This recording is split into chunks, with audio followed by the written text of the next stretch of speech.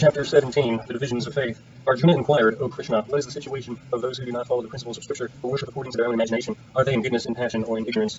The Supreme Personality of Godhead said, according to the modes of nature acquired by the embodied soul, one's faith can be of three kinds, in goodness, in passion, or in ignorance. Now hear about this, O son of Brahmarata. According to one's existence under the various modes of nature, one evolves a particular kind of faith. The living being is said to be of a particular kind of faith, according to the modes he has acquired.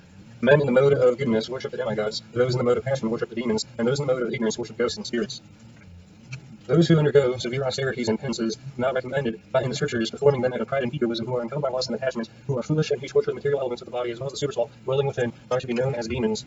Even the food each person prefers is the three kinds according to the three modes of material nature. The same is true of sacrifices, austerities, and charity. Now here are distinctions between them. Foods dear to those in the mode of goodness increase the duration of the life, purify one's existence, and give strength, health, happiness, and satisfaction. Such foods are juicy, fatty, wholesome, and pleasing to the heart. Foods that are bitter, too sour, salty, hot, pungent, dry, burning are dear to those in the mode of passion. Such foods are stress, misery, and disease. Food prepared more than 3 hours being eaten, food that is tasteless, decomposed, putrid, and food consisting of remnants and unfruitful things is due to those in the mode of darkness.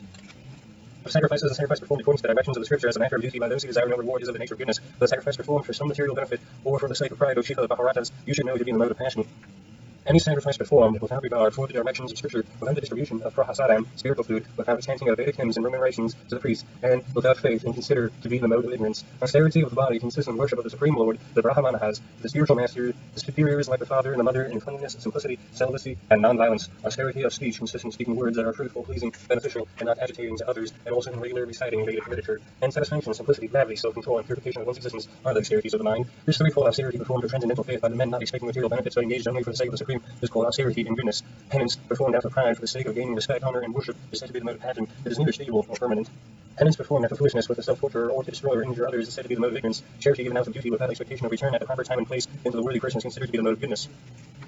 But charity performed with expectation of some return or with a desire for fruitive results or in grudging mood is said to be the charity in the mode of passion. And charity performed at an impure place at an improper time to unworthy persons or without proper attention or respect is said to be in the mode of ignorance. From the beginning of creation, the three words Om, Tat, Sat were used to indicate the supreme absolute truth. These three symbolic representations were used by the Brahmanas while chanting the hymns of the Vedas and during sacrifices for the satisfaction of the Supreme. Therefore, transcendentalists undertaking the performance of sacrifice, charity, and penance in accordance with scriptural regulations begin always with form and attain the Supreme. Without desiring fruitive results, one should perform various kinds of sacrifice, penance, and charity with the word tat. The purpose of such transcendental activities is to get free from the material entanglement. The absolute truth is the objective of the devotional sacrifice and it is indicated by the word sat. The performer of such sacrifice is also called sat. And are all works of sacrifice, penance, and charity, which is true to the absolute nature, are performed to please the Supreme Person of the Son of Pritha.